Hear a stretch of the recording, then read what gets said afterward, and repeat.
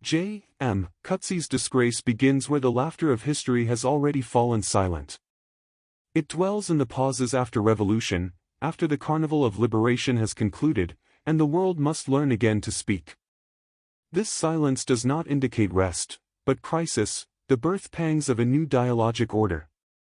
Post-apartheid South Africa is its chronotope, a space in which time itself hesitates between memory and renewal, and in which each word risks betraying a century of hierarchies. In this tenuous world, Bogdan's central intuition, that meaning is co-created between speaker and listener, achieves its gravest intensity. The novel's protagonist, David Lurie, inhabits a space of diminishing echoes. Formerly a professor of romantic literature, he belongs to the monologic world of master speech. Culture that presupposes the authority to define beauty, love, and truth. Coetzee presents him as the remnant of an age that has lost its polyphonic legitimacy. His disciplined articulate mind becomes the last fortification of individualism, in a new social topography demanding participation, not mastery. Lurie's affair with Melanie, the name itself resonating the etymology of melos, song, serves as the first dissonance in the novel's symphony of voices. He interprets the young student through the verse of Byron, attempting to subsume her into his poetic worldview. Yet the institutional hearing that follows ruptures this lyrical monologue. Suddenly the I of romanticism is interrogated by the collective pronoun of bureaucracy, feminism, legality. The scene is a polyphonic microcosm. The questioning committee, the witnesses, the bureaucratic minutes, all comprise a heteroglossia Coetzee arranges with choral precision. Through this, Disgrace enacts Bogdan's theory of how language multiplies under pressure from the social world. This multiplicity exposes Lurie's fundamental incapacity. He confuses confession with performance. When he says, "I plead guilty," he performs speech devoid of dialogic responsiveness. The trial scene therefore reverses Dostoevsky's theology of confession. There, speech redeems by entering dialogue with the divine, or with the other. Here, words collapse into hollow echoes because they seek no interlocutor. The crime is not seduction, but deafness, a sin against the dialogic principle itself. Cast out from the university, Lurie retreats to his daughter's farm, entering a chronotope stripped of his language's power. The rural landscape forms the opposite of the classroom's discursive space. It is the domain of elemental time, what Bogdan termed biographical duration fused with historical density. Here every gesture, every hour of labor folds his private disgrace into the texture of collective existence. The silence of open land amplifies voices he never heard, Lucy's practical stoicism, Petrussa's opaque diction, the non-verbal presence of animals. Lucy becomes the dialectical counter to her father's voice. After her rape, she refuses both complaint and revenge. Her silence draws the narrative into negative space, a refusal of closure that reverses the patriarchal grammar of tragedy. This silence is itself dialogic, because it obliges others to respond to what cannot be spoken. Lurie's attempts to impose language upon her suffering, "You should report, you should resist," expose his incapacity to inhabit another's discourse. Lucy's decision to remain, to coexist with the perpetrators through compromise, articulates a new moral chronotope. Survival as conversation with reality, rather than its correction. Bogdan's notion of answerability helps clarify Lucy's choice. For him, every deed carries the trace of another's gaze. Responsibility arises not from adherence to rules, but from ongoing responsiveness. Lucy assumes responsibility by remaining answerable to life itself, even as it wounds her. Coetzee's radical gesture is to present this withdrawal as a positive utterance. A self grounded in the willingness to endure dialogue without victory. In that quiet resistance, language learns to listen before it speaks, to serve before it judges.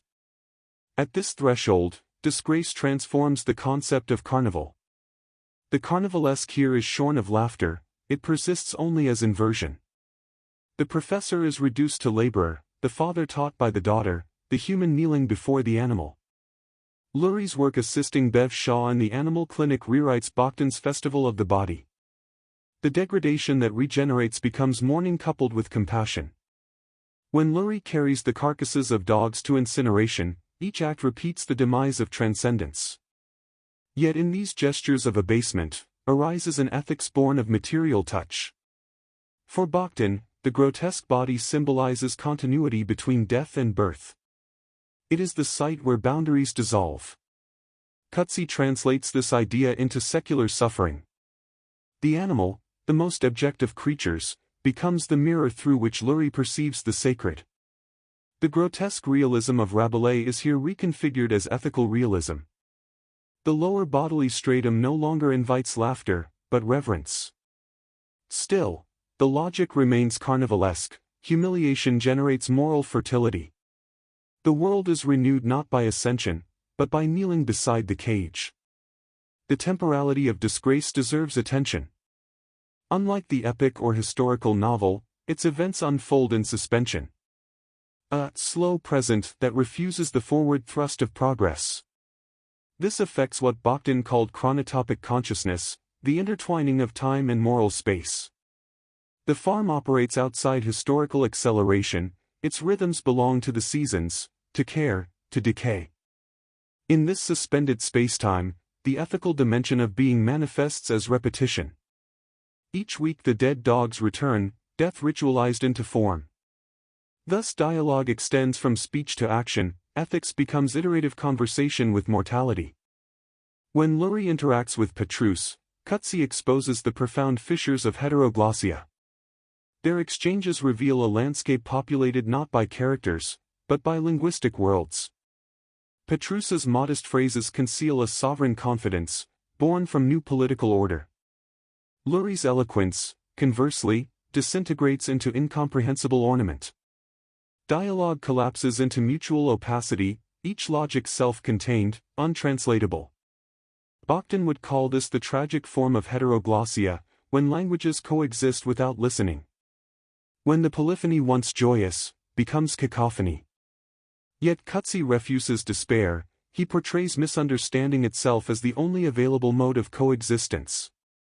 Parallel to this is the subplot of Lurie's opera on Byron and Teresa. It becomes both confession and parody. The romantic grandeur he once adored shrinks into chamber music performed for no audience. This artwork functions as meta-dialogue with the novel's own form. Within Bakhtin's parameters, the opera introduces the chronotope of artistic creation as counterpoint to ethical action. Through composing, Lurie learns humility, each note acknowledging finitude. In finishing the opera, he relinquishes mastery over narrative just as he did over love and authority. Thus art becomes the dialectical remainder of Disgrace, from speech to music, from assertion to resonance. To interpret Disgrace through polyphony, we must attend to how Coetzee balances interior voices. Lurie's academic diction, Lucy's silence, Petrus's pragmatic idiom, Bevshaw's compassionate vernacular, each articulates a worldview irreducible to the others. They do not merge into a unified harmony, rather the novel sustains their disjunctions as its structural energy. This is Bakhtinian polyphony in its late austere form, the coexistence of voices without synthesis. Unlike Dostoevsky's exuberant dialogical interplay, Coetzee's polyphony is minimalist, measured by silence and implication. The absence of resolution testifies to a new ethics, hearing without final understanding. Within this ethical polyphony, arises the novel's most difficult dialogue, the interspecies one. Coetzee extends Bakhtin's theory beyond the human. He proposes that answerability must cross species boundaries.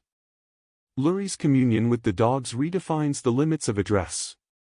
To carry an animal to death, while keeping company with its vulnerability, is to participate in pure conversation. An exchange without language, where meaning is not signified, but felt. Bakhtin's unfinalizability here finds its biological ground.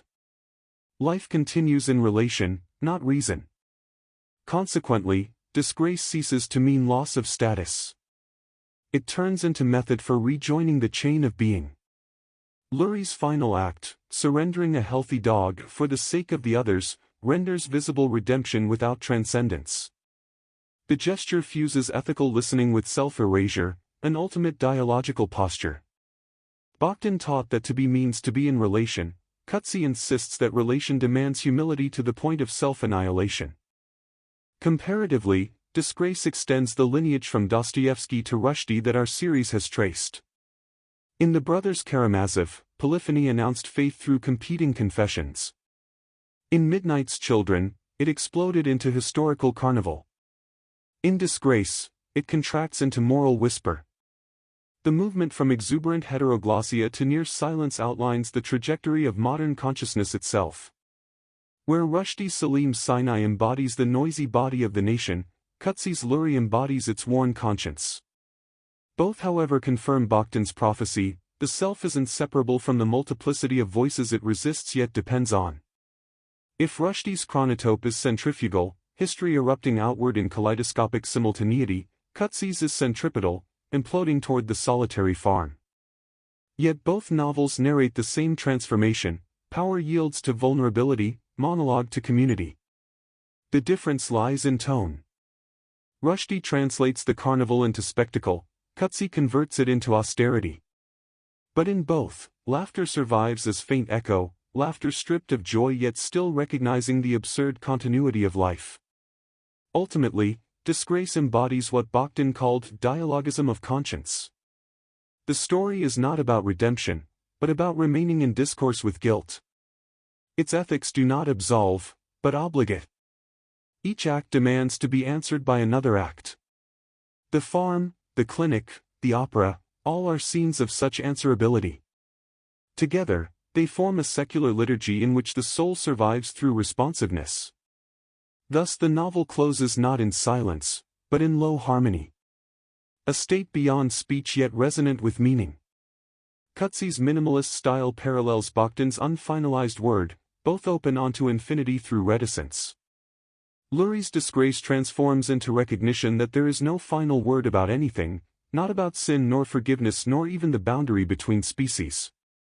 In this way, Disgrace renews the philosophical novel as site of ethical polyphony. Its characters are not psychological subjects, but dialogic positions. Its plot is the motion of discourse seeking humility. The voice of authority disassembles itself, finding truth not through eloquence but through endurance. What emerges is the new carnival of listening, a world where meaning breathes only between beings who no longer dominate but accompany one another. Such is the destiny of literature after the death of transcendence, to host the conversation that theology and politics can no longer sustain. Coetzee's Disgrace becomes scripture of this secular liturgy, a gospel of vulnerability. Through it, Bakhtin's grand ideas, polyphony, dialogism, heteroglossia, the carnivalesque, and the chronotope, attain their ethical consummation. The laughter of Rabelais, the quarrels of Dostoevsky, the historical tumult of Rushdie, all culminate in the quiet voice that still asks, without expecting reply, how we might live together after disgrace.